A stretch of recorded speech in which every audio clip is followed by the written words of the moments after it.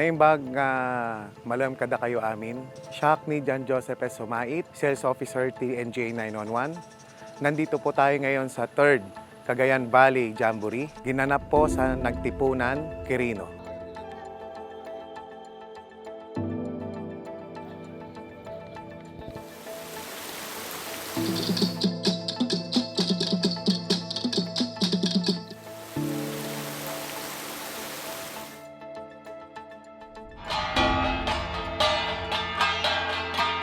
Ipinakita po namin ang Next Generation 911 ng US na available na po dito sa Pilipinas. Yung infrastructure design po natin, magpo-provide po kami ng 2 LTEs, 2 fiber ng connection plus Starlink.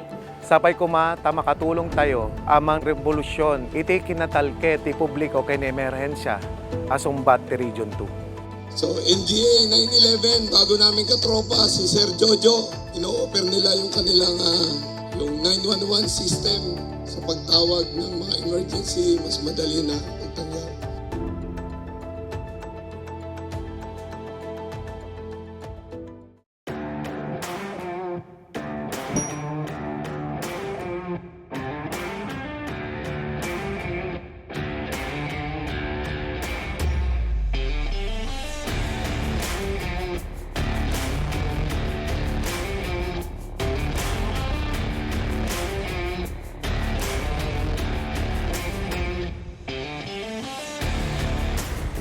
Magandang umaga po sa inyo lahat. Maraming salamat po sa pag-imbita po sa amin dito po sa Cagayan Jamboree 2024. Kami po ay ang NGA 911. Kami po yung next generation 911 system na ginagamit po sa Amerika.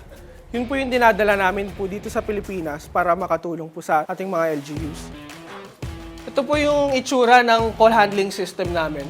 Meron pong call history dito sa gitna, call information dito sa left, tapos may mga contact numbers, speed dial, sa contact book po sa kanan. Tapos pagkatawag po, lalabas din po yung location po nung caller. Caller po mismo. So hindi na tayo mahirapan. For example po, tanungin pa sa kanila kung nasan yung location nila, automatically dito sa mapa po nila, makikita na po yung location nila kung nasaan po sila eksakto. Makikita rin po natin yung mga nearest responders po natin sa area. Pwede rin po natin i-integrate yung CCTV systems nyo para lumabas po sa map yung mga CCTVs. So kunwari po may tumawag po ng sunog, makikita nyo po agad yung area kung ano na po nangyari sa daanan para mayroon pong situational awareness tsaka location information po yung call handler. Masasabi niya po sa i-dispatch niya na ay masikip na po yung daanan, ganitong sasakyan lang po yung pwede makadaan. Next naman po, yung Nexus Text. Sinusuportahan rin po namin yung tinatawag na real-time texting. Habang nag-text po yung caller ng 911, lumalabas na po agad yung text niya, letter by letter habang nagtatype po. Kasi yung sa kasalukuyan po yung mga text sa cellular, may mga delay. Maganda po na real-time yung texting para mabilis po tayo makapag-responde sa kanila. Pwede rin po sa mga senaryo na kunyari, hold up, di po makapagsalita, or may tao po sa bahay nila, hindi na po nila kailangan magsalita sa phone, pwede na po nila i-text.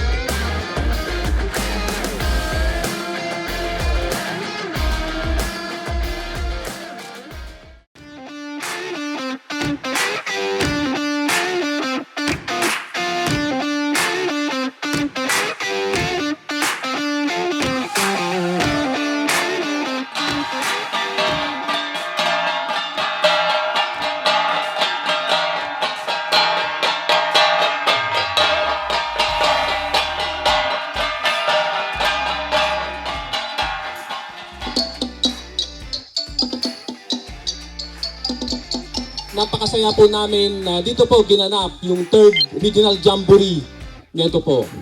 Kaya sa inyo po mga rescuer, saludo po kami. Kayo po ang tunay na bayani. Tungkulin po natin tumulong. Ayan po ang sinumpan po natin. Tungkulin natin na tumulong tayo sa lahat ng nangangailangan na wala pong pinipili. Napakaswerte nyo nga po dahil kayo po ang tunay na bayani. Kayo po ang buhay na bayani. So NGA 911, bago namin katropa si Sir Jojo, ino-offer nila yung kanilang 911 system sa pagtawag ng mga emergency, mas madali na pagtanggap.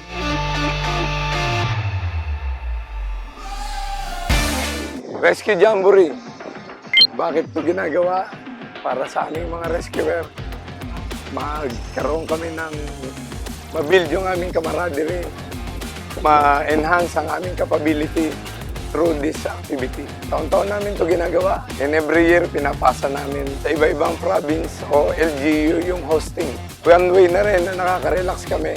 Kaya ginagawa namin to every summertime kung saan wala pang mga pinagbabagyo. Ngayon, katatapos lang kami nagpapasalamat sa bayan ng Nagtipunan at Mandela sa pag-host nitong 3rd Kay NGA 911, in-invite ko kayo dito kasi gusto ko ma-avail din ng mga ibang LGU dahil napakaganda. Timeliness of response, iikse dahil sa maaga at maayos na pagkuha ng detalye sa mga tawag. Sana lahat ng LGU merong NGA 911.